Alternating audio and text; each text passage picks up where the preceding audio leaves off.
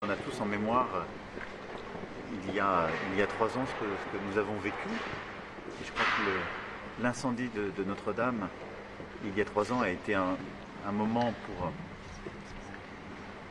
tous les Parisiens et les Parisiennes, pour les Françaises et les Français et tous les catholiques du monde entier, une immense émotion. Et je crois qu'en étant là, on le revit tous. Alors certains y sont quotidiennement, mais à chaque fois que j'y viens, je le revis.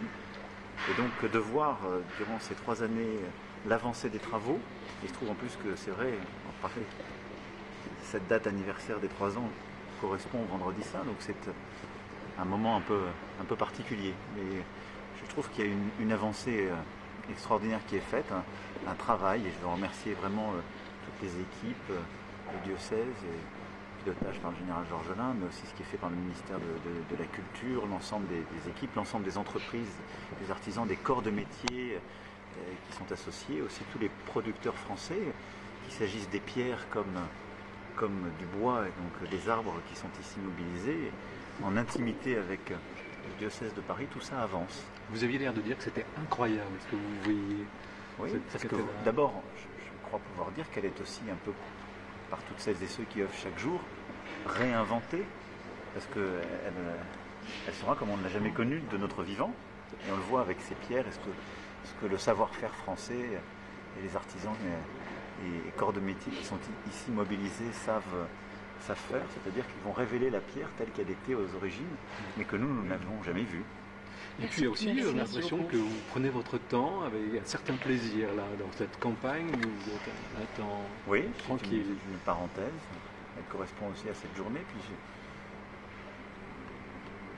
vraiment, je veux remercier toutes celles et ceux qui passent leurs jours et leurs nuits, parce que j'ai conscience du travail et de la mobilisation générale qu'on a sonné. Donc c'est aussi une marque de respect à l'égard de toutes celles et ceux.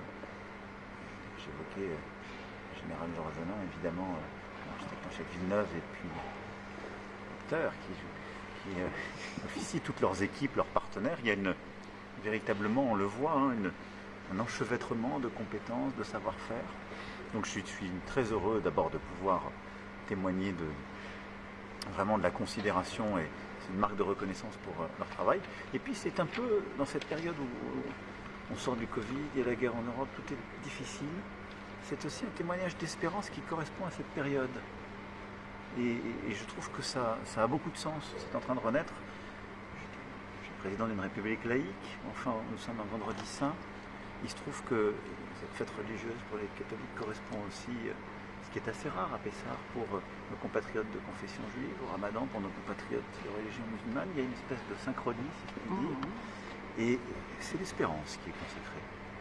Et penser un peu d'espérance à travers justement ces signes tangibles qui nous sont donnés éclaire la journée.